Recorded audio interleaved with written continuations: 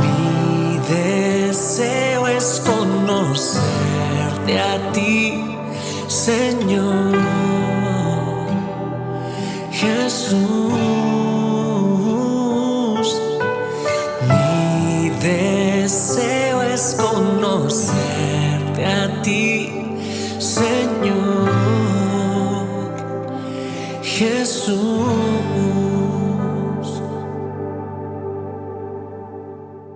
Hola, ¿qué tal? Qué gozo, qué bendición poder saludarte en una edición más de tu devocional, Tu Tiempo con Dios. Muchísimas gracias damos a Dios por la oportunidad de servir cada día a través de este ministerio, y damos gracias por la vida de cada uno de ustedes, por sus comentarios, por los saludos, y de verdad enviamos un fuerte abrazo a cada familia, a cada iglesia en las naciones que sigue y comparte y ora por este ministerio. Acompáñanos en la escritura que corresponde en el Evangelio según San Marcos, capítulo 4, versículos 30 al 41, la autoridad del rey. Decía también: ¿qué haremos semejante al reino de Dios? ¿O con qué parábola lo compararemos? Es como el grano de mostaza, que cuando se siembra en tierra es la más pequeña de todas las semillas que hay en la tierra. Pero después de sembrado crece y se hace mayor que todas las hortalizas y echa grandes ramas, de tal manera que las aves del cielo pueden morar bajo su sombra. Con muchas parábolas como estas les hablaba la palabra conforme a lo que podían oír. Y sin parábolas no les hablaba, aunque a sus discípulos en particular les declaraba todo. Aquel día, cuando llegó la noche, les dijo: pasemos al otro lado. Y despidiendo la multitud, le tomaron como estaba en la barca, y había también con él otras barcas. Pero él se levantó una gran tempestad de viento y echaba las olas en la barca, de tal manera que se anegaba. Y él estaba en la popa durmiendo sobre un cabezal, y le despertaron y le dijeron: Maestro, ¿no tienes cuidado que perecemos? Y levantándose reprendió al viento y dijo al mar: calla, enmudece. Y cesó el viento y se hizo grande bonanza. Y les dijo: ¿por qué estáis así amedrentados? ¿Cómo no tenéis fe? Entonces temieron con gran temor y se decían el uno al otro: ¿quién es este que aún el viento y el mar le obedecen? La autoridad del rey. Qué impresionante es ver cómo Jesús es el rey de autoridad. Que todo principado, poder, autoridad, que cualquier oposición, que cualquier circunstancia y aún la naturaleza se somete a su señorío. La primera parte, en los primeros 4 versículos, nos habla acerca de cómo Jesús usaba las parábolas como un método de enseñanza para enseñar verdades espirituales mediante cosas cotidianas. Sin embargo, mucha gente no podía entender el simbolismo, el sentido figurado en el que hablaba las parábolas. La parábola aquí de la semilla de mostaza, una semilla tan pequeña, pero llega a ser tan grande cuando se siembra y crece, y las aves hacen nidos en sus ramas. Así debe ser la fe, como un pequeño grano de mostaza.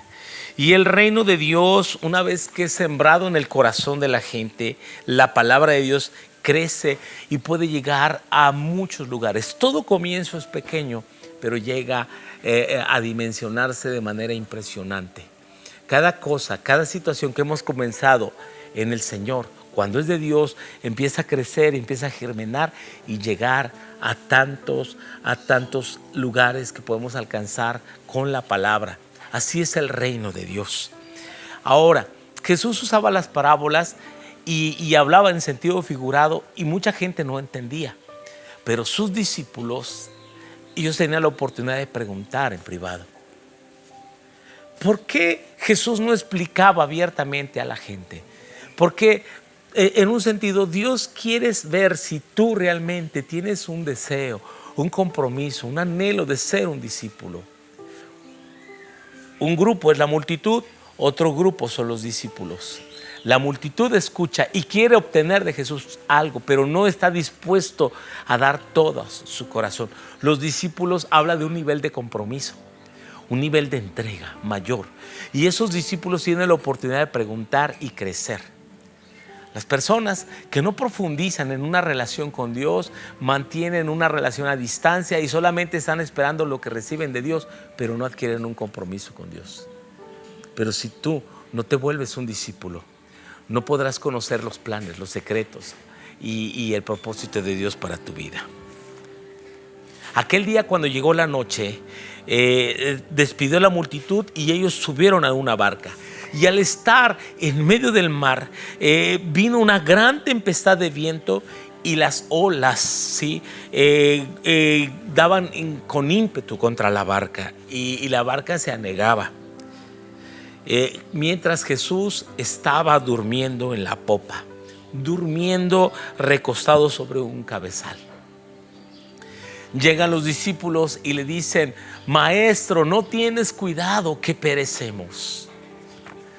Que cuando más difícil está la tormenta, que cuando más difícil están los problemas, Dios no está de afanoso como nosotros. Dios no se está tronando los dedos. Jesús no está preocupado diciendo: ¿y ahora qué voy a hacer? Él tiene todo bajo control. Él tiene paz. La paz de Dios que pueda llegar a tu vida, que pueda llegar a tu corazón en los momentos de necesidad. Eso solamente lo puede dar el Señor. Ahora, muchas veces viene el reclamo de parte nuestra y decirle: ¿no tienes cuidado, Señor? La gente se enoja con Dios, se enoja con Cristo, pensando que Él se ha olvidado.